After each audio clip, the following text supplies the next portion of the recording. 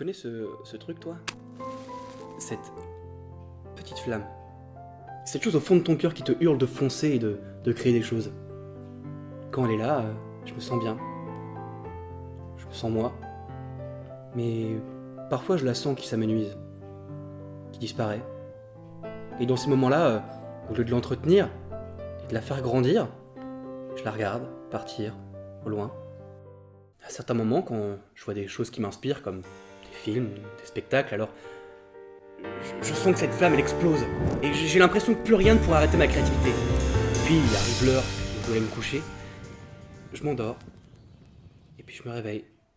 Et cette énergie qui remplissait mon cœur il y a de cela quelques heures a de nouveau disparu. La flamme s'est de nouveau éteinte.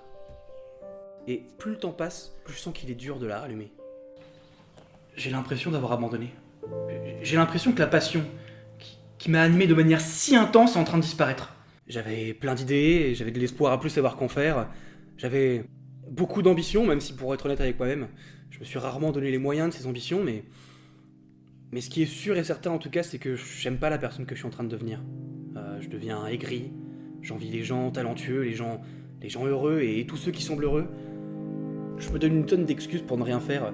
Alors est-ce que c'est de la peur ou de la lâcheté? Probablement les deux, mais je sais plus où j'en suis. Je suis plus sûr d'avoir la force. Je sais pas si j'ai vraiment le talent, ni le mérite.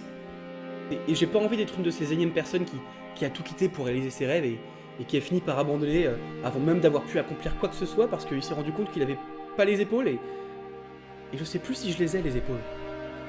Je repense souvent au début. Au tout début. Alors que, honnêtement, les cours de musique m'emmerdaient au plus haut point au collège, pour une raison que j'ignore, j'ai commencé à participer aux activités musicales du lycée.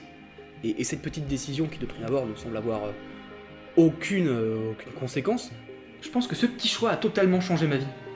J'ai commencé à bosser d'arrache-pied tous les ans pour le spectacle de fin d'année du lycée, bien plus que pour n'importe quel cours, et pendant toute ma scolarité, on m'a dit que j'étais vraiment un feignant qui servait à rien et incapable, et à force qu'on me le dise, j'avais fini par y croire.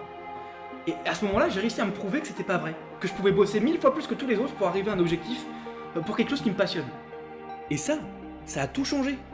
Parfois, je re-regarde les vidéos de ces spectacles et je me rends compte à quel point j'ai fait du chemin depuis. J'étais recroquevillé sur moi-même, j'étais toujours caché derrière un micro et je chantais faux constamment, c'était une horreur. Mais au-delà de l'expérience de la scène, j'ai surtout rencontré des gens incroyables. Chacun à leur échelle ont un peu façonné la personne que je suis devenu aujourd'hui. Et toutes ces personnes, elles me manquent terriblement. Les gens me manquent. La scène me manque, la vie me manque. Et je sais qu'il n'y a que moi qui peut changer les choses, il n'y a que moi qui peut faire en sorte de retrouver cette confiance en moi que j'ai tellement galéré à développer et qui s'est évaporée aussi vite qu'elle est arrivée. Encore une fois, je sais pas si j'ai la force de tout recommencer. Qu'est-ce que t'attends juste? Non, parce que t'as tout à fait raison, il y a que toi qui peux te relancer. Je te l'avais dit à l'époque ou pas? Quand j'ai su que tu partais à Paris pour tenter ta chance et devenir l'homme que tu voulais être, je t'ai admiré.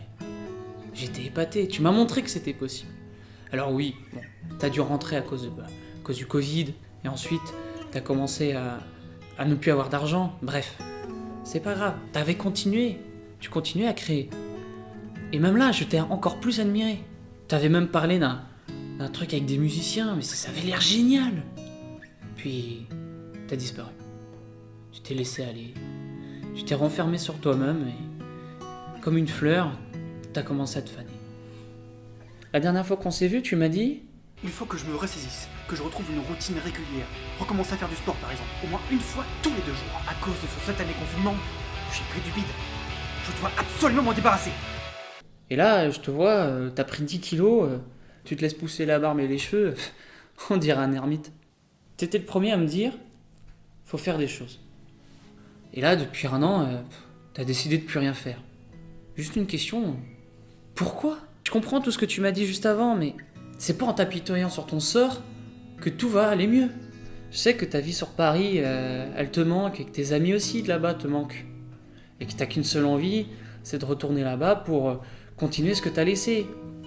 Mais tu sais très bien, tout comme moi, que pour l'instant, t'es bloqué ici.